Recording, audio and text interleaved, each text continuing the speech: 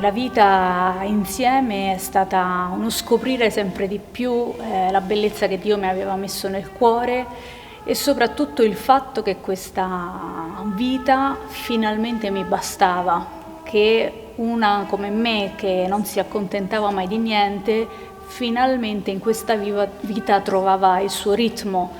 Era come se Dio l'avesse pensata per me da sempre.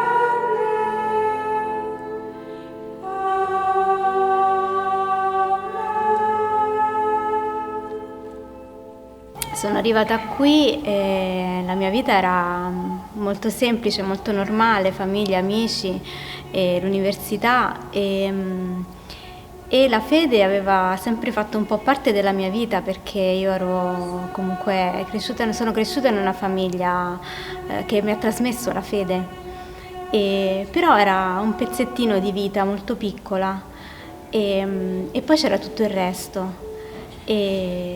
E così poi in un momento molto di grande inquietudine, di buio, di domande, così è arrivato Dio. Se il Signore non costruisce la casa, invano vi faticano i costruttori. Se la città non è custodita dal Signore. Io sono figlia unica poi, per cui ho dato un gran colpo ai miei genitori, però devo dire che l'hanno vissuta abbastanza bene. Dico che si può spiegare molto poco perché la vocazione ce l'ho io e non ce l'hanno i miei genitori. Questo è un criterio molto importante perché quello che io vivo qui non l'ho scelto io, semplicemente, io l'ho ricevuto in una chiamata, in una vocazione. La vocazione esiste. Non avrei mai pensato senza vocazione di entrare in monastero.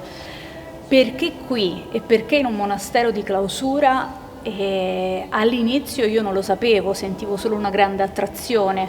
Oggi posso dire, dopo circa 9 anni, che Dio conosce bene il mio cuore, che è terribilmente inquieto, come quello di Agostino, e che questa vita, che è fatta anche di clausura, e la clausura non è semplicemente un limite fisico, ma è un orizzonte teologico. Dunque la cosa più importante per me in questa vita, nella vita agostiniana contemplativa, è certamente la comunità, la possibilità di crescere insieme, di vivere relazioni sempre più vere e fraterne e di andare in profondità in queste, perché questa è una cosa che anche la clausura ci regala, è proprio una possibilità di andare a fondo nelle cose, di abitare lo spessore delle relazioni, di lasciarci provocare e quindi crescere,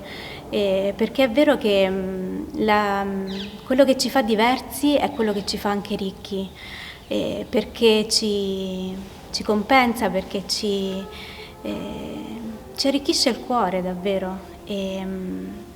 E appunto la clausura è quello che limita la nostra vita in senso orizzontale, ma che ci regala la profondità delle relazioni, quindi con le sorelle, con Dio, con gli altri, con noi stessi, e ci permette di andare a fondo nelle cose.